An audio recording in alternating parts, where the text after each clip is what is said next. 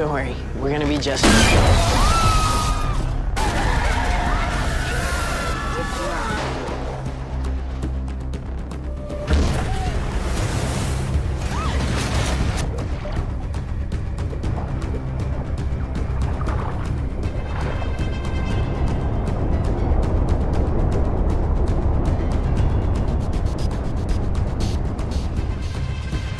Is there a way to reach the top and tell the survival story? The film No Way Up immerses the audience in a suspenseful survival tale that may sound familiar, yet it offers a fresh viewpoint on humanity's conflict with sharks. No Way Up is a time-passing film that belongs in the category of movies that are meant to be watched for enjoyment, rather than ones that are meant to frighten you. Now the question arises, does this movie offer a fresh perspective? While there is a brilliant moment of carnage in the movie's opening spoof on Final Destination, the film falls short of its expectations. No Way Up's potential for greatness is hampered by a number of decisions made, such as characters who receive development before being unceremoniously removed. In the movie, sharks board a plane, but the movie would rather remain in its mediocrity than make use of this corny selling point to make a statement. The movie plot centers on Avia, a billionaire's daughter, who is getting ready to travel to Mexico with her lover Jed, played by Jeremiah Zamor, his friend Kyle, played by Will Attenborough, and security Brandon, played by Colm Meaney. Sadly, the group's aircraft crashes into the sea. Ava and her companions were spared the crash, but those who are still breathing in the wreckage of the aircraft must fight to survive against hungry sharks who want to transform it into an all-you-can-eat buffet.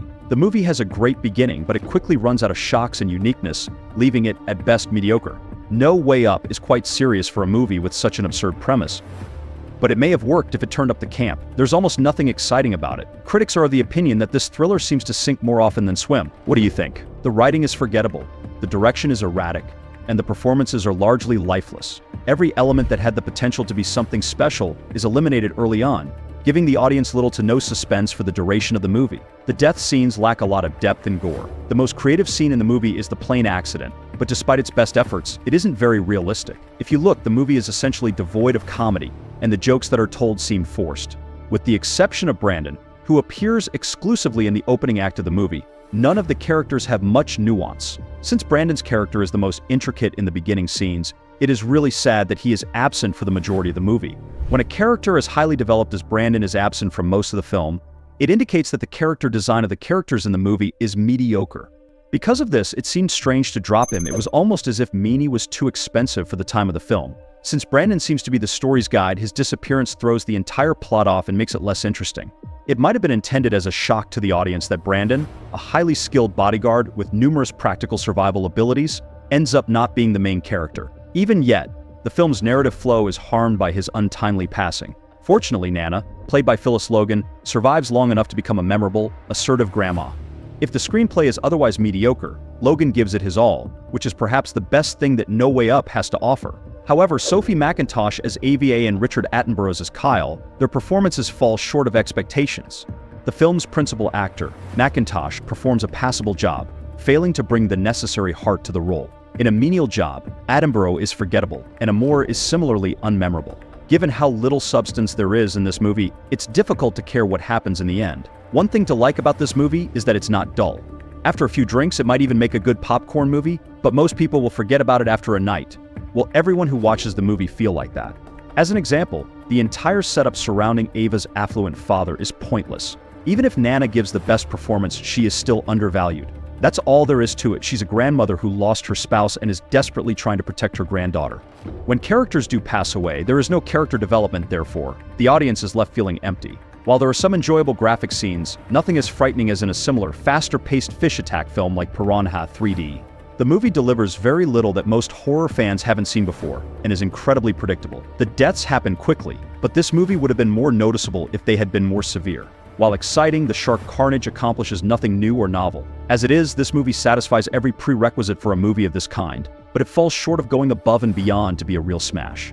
A lot of people believe that this movie is merely another imitation shark attack film. Are films like this meant to evoke fresh feelings in viewers, or are they only rehashing material that has already been released from other shark attack films? The screenplay for No Way Up by Andy Mason is so simple that it sounds like it was created for a 2000 sci-fi movie. Virtual production approach for the end sequence of the movie is quite exciting to me, because obviously it was impossible to have a full plane sink in the water next to an actress or several actors. Claudio Fa's direction is decent, but it never comes together to create anything truly noteworthy. It is best to view this movie as a B film and take it at face value. With a few intriguing moments, the movie is definitely entertaining, but the story lacks depth and is not very interesting. The basic premise of the movie is people struggling to get out of a bad position, but there aren't many stakes because the plot and characters don't really grow all that much. Fortunately, the movie only lasts a snappy 90 minutes, so it never drags on. The film, however, may have benefited from a longer length if subplots or anything else, like action and exciting kills, had been introduced to fill up the void left by the storyline. The movie is dull but not obnoxious. The same producers behind the 47 Meters Down movies also produced this movie. Perfect sequence in this film that really suited virtual production. So we brought the Dimension Gang in to model that sequence and lean into the benefits of virtual production. It appeared as though they were trying to replicate the latter's success by reusing and only slightly altering the idea of imprisoning people in an unavoidable underwater facility in the middle of shark attacks. It would have been a better idea if the movie had changed things up, rather than attempting to recreate something that had already been. Even if the movie upended expectations by featuring sharks on an aircraft, those who've watched 47 Meters Down, or any other shark movie for that matter, would not be interested in it. The makers have attempted to blend the excitement of the first Final Destination with a contemporary shark attack film, a la 47 Meters Down, but the result just feels like more of the same. Despite being bloodier than 47 Meters Down, this film feels incredibly subdued for an R-rated production. Although the movie has a few ideas on its sleeve, No Way abandons them all to become a clumsy shark thriller that blends in with the crowd. The best idea is the disaster element it incorporates in the introduction, but it then veers into unbearably familiar territory. Nothing in the movie makes sense, and you don't need a Ph.D. in screenwriting, physics, or marine biology to realize this. Do you think any other contemporary underwater thrillers would stand up to much examination? If viewers stick with this movie in the hopes of being startled, they will only come away dissatisfied by this easy, watchable, somewhat repetitive shark attack film. Considering that the movie is an underwater film, it falls short of having outstanding cinematography. For a large portion of its running length, No Way Up is too dark, and the number of pictures of underwater life is extremely low. Although some of the shark effects are really well done, the camera never stays on them long enough for the shark scenes to be genuinely entertaining. Here in the movie, it seems even more unlikely because the sharks aren't cruel enough for the audience to think that they are ferocious predators. While there are a few visually striking short underwater images in this movie, there aren't nearly enough of them to make the film visually distinctive. Like other things about the film, the editing is simple. The soundtrack is forgettable and standard. As you can see, a lot of underwater thrillers have lost interest in trying to appeal to sophisticated, intelligent audiences through dialogue-driven narratives, three-dimensional characters, engaging performances, and scientifically accurate plots. In contrast, here the movie makes no sense at all, but its scientific accuracy is remarkably accurate. Do you think the creators of No Way Up are planning a sequel for the movie? Do share your views on this in the comments section. For more interesting stories and updates, subscribe to our channel, and do not forget to press the bell icon for notifications. Goodbye.